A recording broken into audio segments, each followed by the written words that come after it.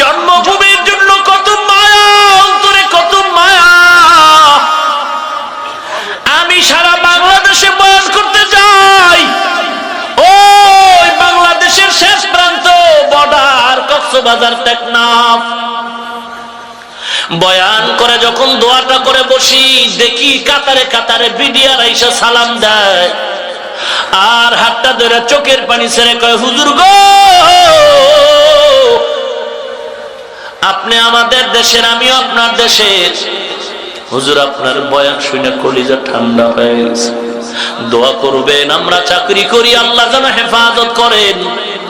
দেশি মানুষ পাইলে কত টান, কত টান। যারা হজে যান, দেশি মানুষ পাইলে হাজিরা কত, এলাকার সৌদি বিদেশিরা কত খুশি। ও নবীর উম্মাত, আল্লাহর নবী সবাই অন্ধকারে গিয়া রাসূলের বাড়িটারে ঘেরাও করে ফেলল। অশ্রু নিয়ে দাঁড়াইছে, রাসূলকে দুনিয়া থেকে বিদায় করে দিবে। আমার আল্লাহ দেখেন কি দেখেন না? ওয়া মাকারু ওয়া মাকারাল্লাহ ওয়াল্লাহু খায়রুল মাকিরিন।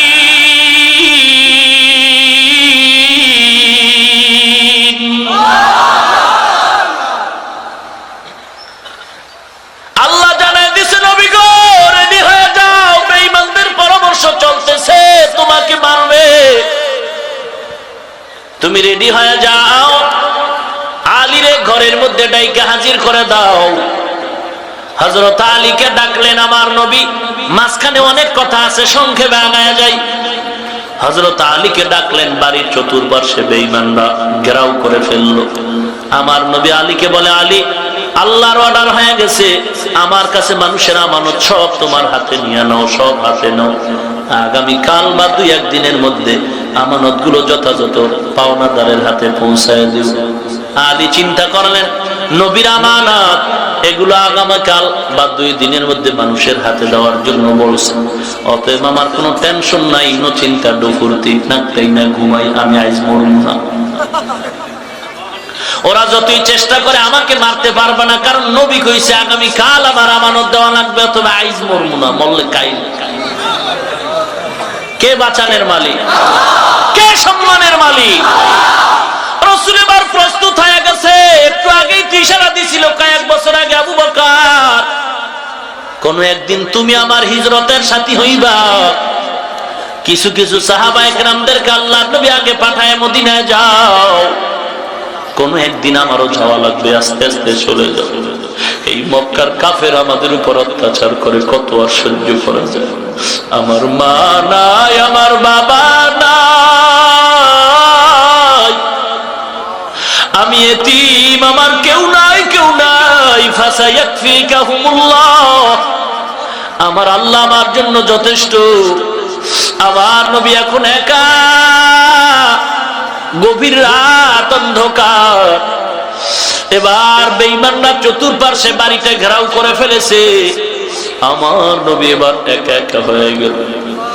আল্লাহ, আমি কেমনে বের হব? কয়, পয়গম্বর চিন্তা নাই, হাতের মধ্যে কিছু ধুলা নেন, আর আমি আপনাকে মন্ত্র শিখাই দেই, আয়াত ফিরে ফিরে দম দেন, আর এই ধুলাগুলো ওদের চোখে মারবেন, বাড়ির চতুর্পাশে ওদের চোখে লাগবে, ওরা চোখ ডলবে, মাঝখান দিয়া নিরাপদে আপনি বের হয়ে যাবে। পয়গম্বর ধুলা নিলেন।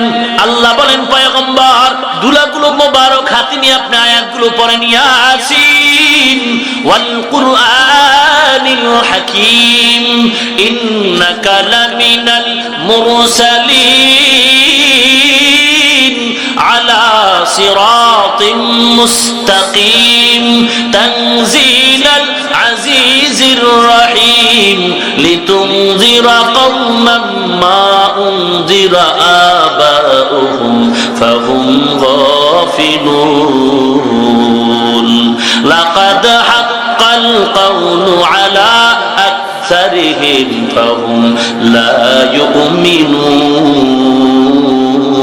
ইউমিনুন ইন্না জাআলনা ফি আ'নাকিহিম আগলালান ফাহিয়া ইলাল আযকানি ফাহুম মুকমাউন وجعلنا من بين أيديهم سدا ومن خلفهم سدا فأغشيناهم فهم لا يبصرون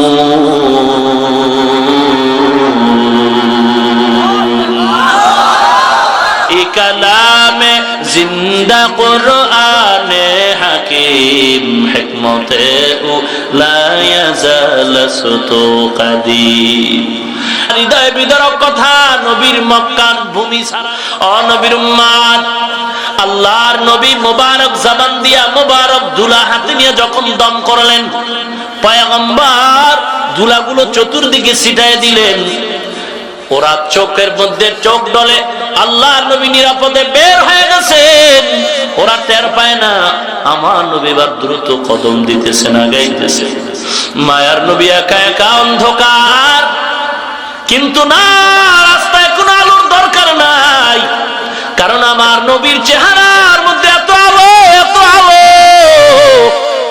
অন্ধকার পর যেন রাসূলের চেহারা মোবারকে আলো হয়ে গেল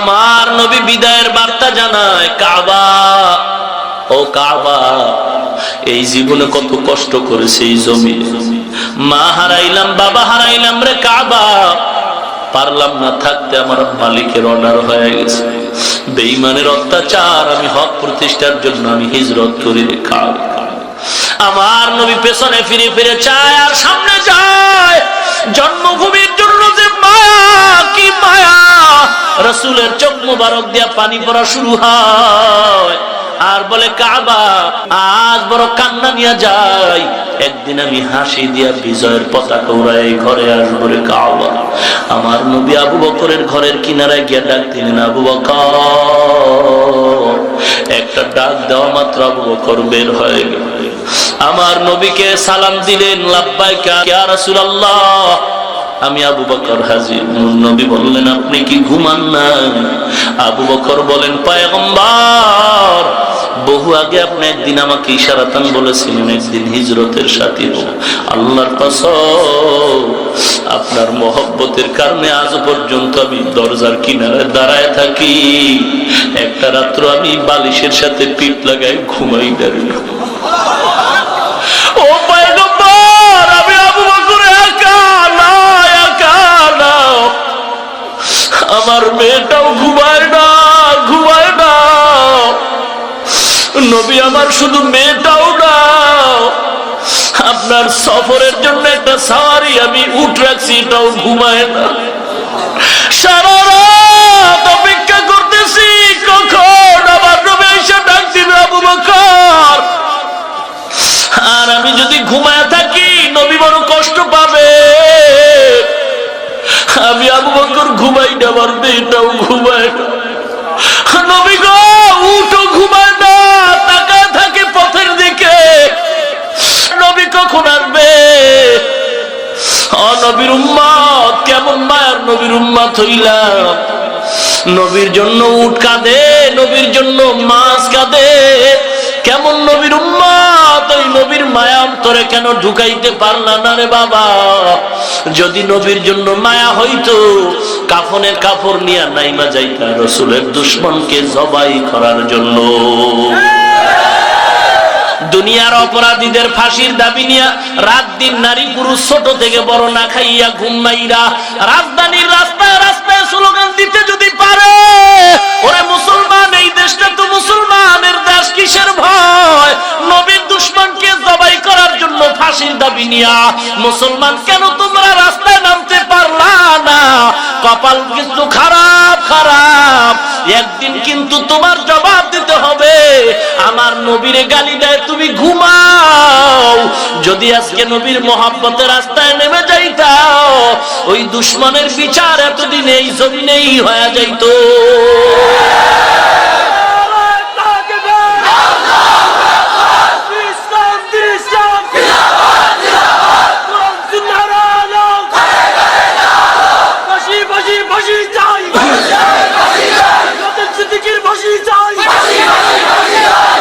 ভাইরা আমার আপনারা পত্রিকায় হয়তো দেখছেন জামিনের এমন একটা আবদার চলতেছে অমুসলমান, দেশ কিন্তু ঠান্ডা না, ঠান্ডা না।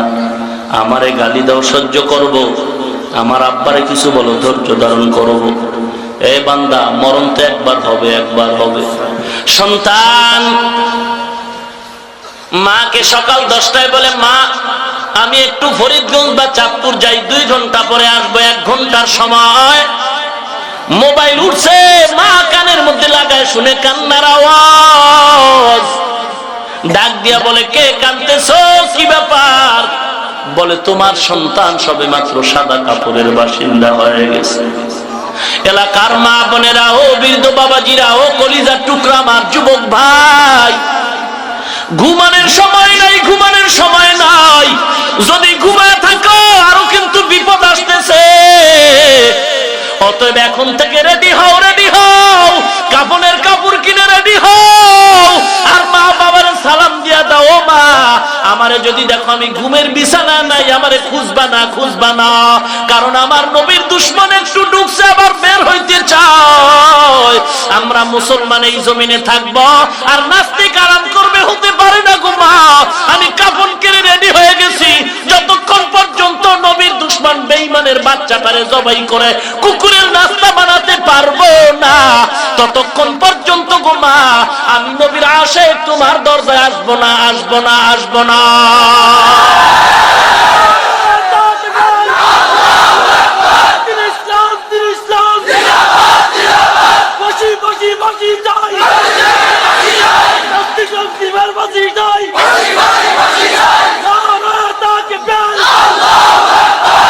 ভাইরা আমার, এদেশের মুসলমান বা ইসলামের সাথে গাদ্দারি করে কোন পরাশক্তি, কোন বেঈমান এ জমিনে সম্মানের চেয়ারে বসে থাকতে পারে নাই। অতএব আমাকে বলো, আমার পীরকে বলো, যাকে বলো, একটু ধৈর্য ধারণ করে মেনে নিব, নেওয়ার কথা না, নিব। কিন্তু রাসূলের ব্যাপারে, কোরআনের ব্যাপারে, ইসলামের ব্যাপারে, মাদ্রাসার ব্যাপারে আল্লাহ না করুন, আল্লাহ না করুন, আল্লাহ না করুন। আমার আব্বাও যদি বলে জবাই করার জন্য আমি একাই যথেষ্ট।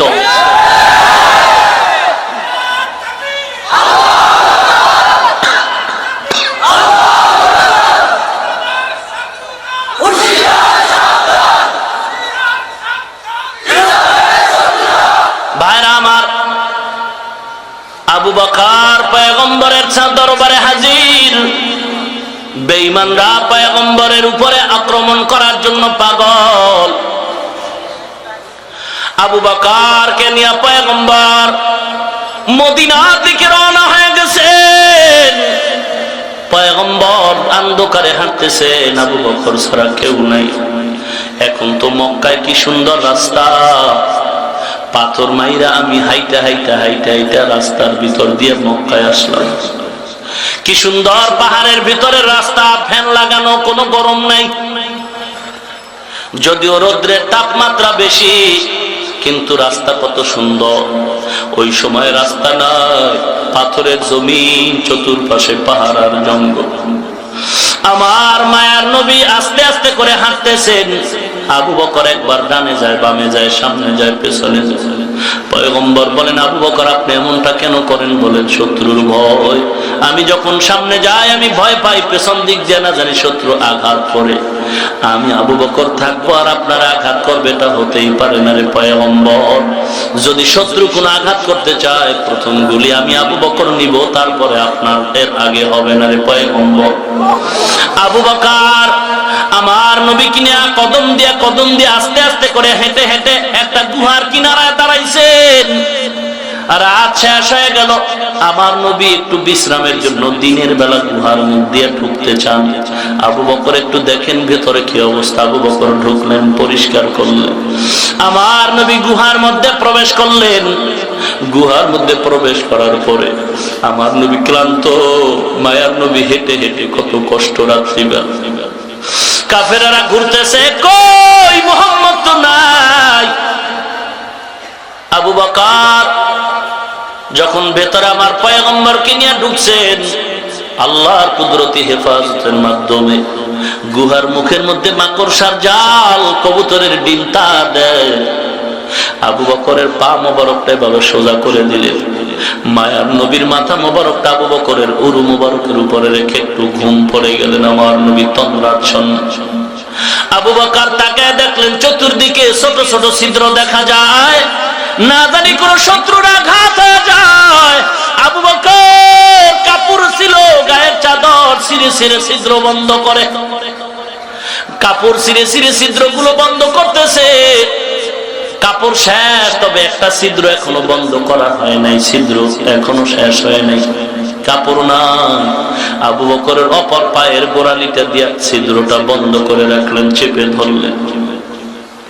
আল্লাহর কুদরত, ওই গর্তে ছিল একটা সাপ, অনেকদিন পর্যন্ত অপেক্ষা করতেছিল আমার মায়ার নবী এই গর্তে একদিন আসবেন, তার সাথে একবার মোলাকাত করব।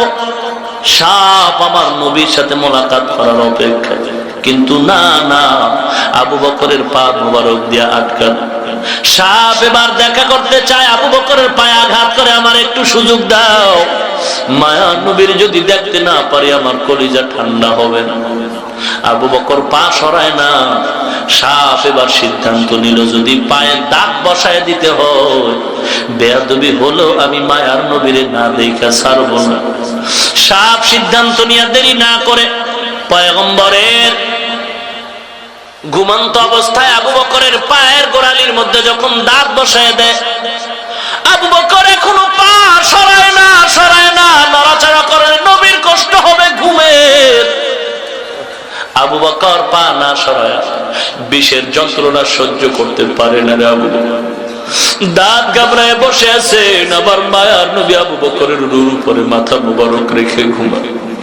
আবু বকর দাঁত কামড়ায় বিষের যন্ত্রণা সহ্য করতে পারে না। কেমন নবীর আশেক হইলা রে মুসলমান। আবু বকরের চোখের পানিগুলো দরদর করে পড়তেছে।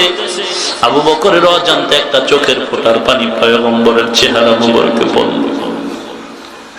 মায়ার নবী চোখ খুলে তাকায় দেখে আবু বকরের চোখের পানি। আমার নবী বসলেন, আবু বকর আপনি কেন কাঁদেন?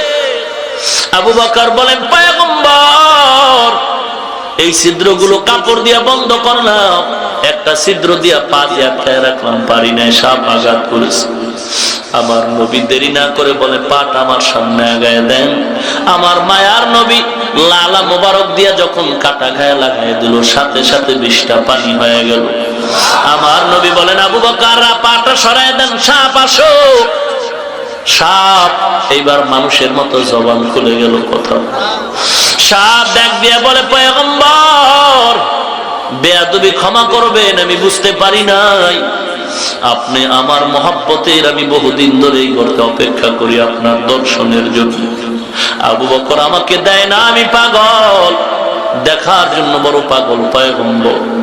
ও নবীর উম্মত, আল্লাহ নবী মাফ করে দিলেন। এরপরে রাত হলো, আবার সফর শুরু করলেন। 14 দিন লাগায় পয়গম্বর এভাবে জায়গায় জায়গায় একটু বিশ্রাম করে মদিনার পথে। আর ওদিকে মদিনার সবাই পাগল, মায়ার নবী আসতেছেন রহমাতুল লিল আলামিন। মদিনাবাসী কত খুশি, তারা শহর থেকে রাস্তায় বেরিয়ে আসলেন। আমার নবী উটের উপরে সফর করে যাচ্ছেন। রাসূলকে মদিনার কিনারায় নেওয়ার পরে টানাটানি, এক এক সাহাবা এক এক মদিনাওয়ালা বলে, আমার বাড়ি, আমার বাড়ি। ও মুসলমান, আল্লাহ নবী বললেন, উট যেদিকে যায় সে বাড়ি যাব। আমার নবীর আনসার সাহাবী আবু আইয়ুব আনসারীর ঘরে গিয়া দাঁড়ান। আমার নবী সেখানে দাঁড়ালেন, বিশ্রাম নিলেন। রে মুসলমান, মদিনাওয়ালারা নবীর স্বাগতম জানায়। আমার নবীকে